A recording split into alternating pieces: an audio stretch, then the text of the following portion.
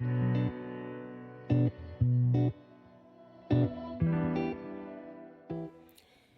dia a todos, bem-vindos a CIPAT 2020 mais uma vez.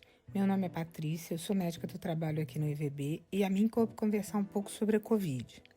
Apesar de ser um tema já muito batido e que a gente vem vivenciando há meses seguidos, é necessário reforçar que as medidas de prevenção continuam indispensáveis.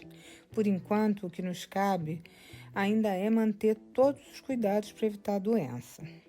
Aqui no município de Niterói existe um plano de retomada para o novo normal. E por mais que a nossa cidade tenha sido reconhecida, inclusive mundialmente, pela capacidade de enfrentamento ao coronavírus, ele ainda não acabou. Nesse plano, ainda estamos na classificação amarela, ou seja, a situação ainda é de alerta, ainda com o aparecimento de casos novos e óbitos por coronavírus. A Covid, ela pode se apresentar de forma muito variada, pode manifestar-se com sintomas leves ou chegar até casos muito graves, onde sejam necessárias internações, CTI, intubação e até mesmo casos de óbito.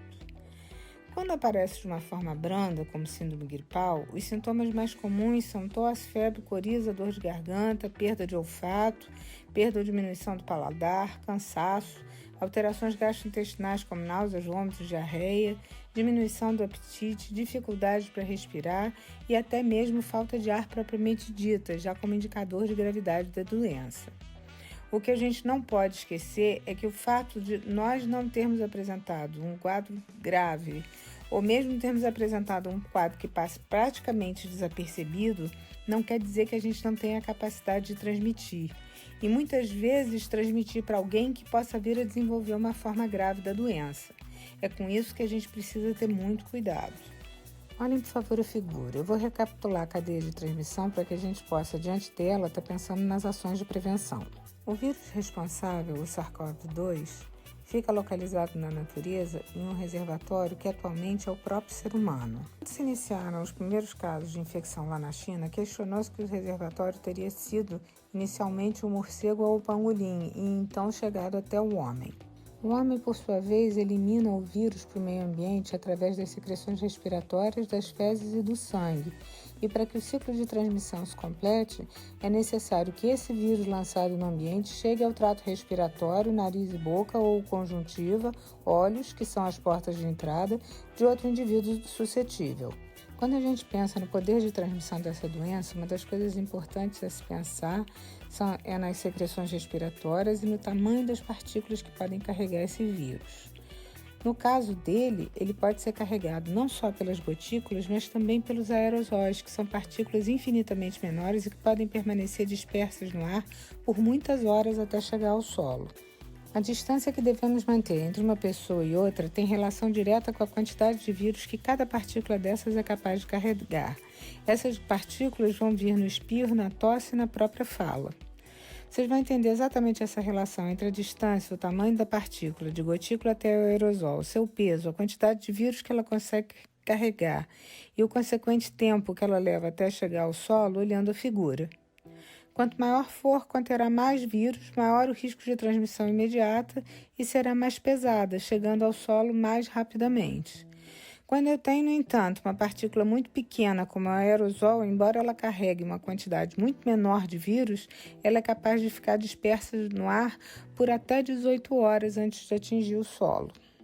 Foi feito um experimento muito interessante na Universidade do Japão, com uma câmera ultrassensível que mostra exatamente essa capacidade de dispersão dessas partículas no ambiente quando alguém espirra ou simplesmente quando duas pessoas estão conversando. Outra coisa que eles demonstraram através de uma simulação foi em um ambiente fechado, com 10 pessoas dentro, um indivíduo tossindo numa extremidade da sala, a capacidade de propagação das gotículas conforme o seu tamanho e peso no correr do tempo, onde as gotículas maiores, azuis e verdes, são mais pesadas e mais rapidamente chegam ao solo, e as vermelhas vão corresponder aos aerosóis extremamente leves e são capazes de se dispersar por todo o ambiente ao final de 20 minutos, atingindo até o indivíduo no outro extremo da sala. Pensando em tudo isso, o que nós não podemos então deixar de fazer? Manter o distanciamento seguro, evitar ao máximo manusear o rosto, principalmente boca, nariz e olhos, lavar as mãos com frequência, de forma eficaz e, no caso de sua impossibilidade, usar o álcool gel também de forma correta, lembrando que ele só pode ser usado se não houver sujeira visível nas mãos. Manter o uso de máscara em ambientes coletivos, que devem ser trocados no máximo entre 3 e 6 horas de uso, ou caso fiquem molhadas ou sujas em intervalo menor. Manter boa limpeza e desinfecção do ambiente, manter os ambientes bem ventilados, com janelas e portas abertas sempre que possível. Bom, eu aproveitei aqui para colocar um esquema didático da lavação das mãos e em seguida um outro vídeo que mostra a capacidade de contaminação do ambiente pelas nossas mãos. Espero que tenha sido útil, muito obrigada pela atenção e em caso de qualquer dúvida, nós estamos sempre disponíveis na saúde ocupacional. A melhor maneira de enfrentar qualquer ameaça é unidos.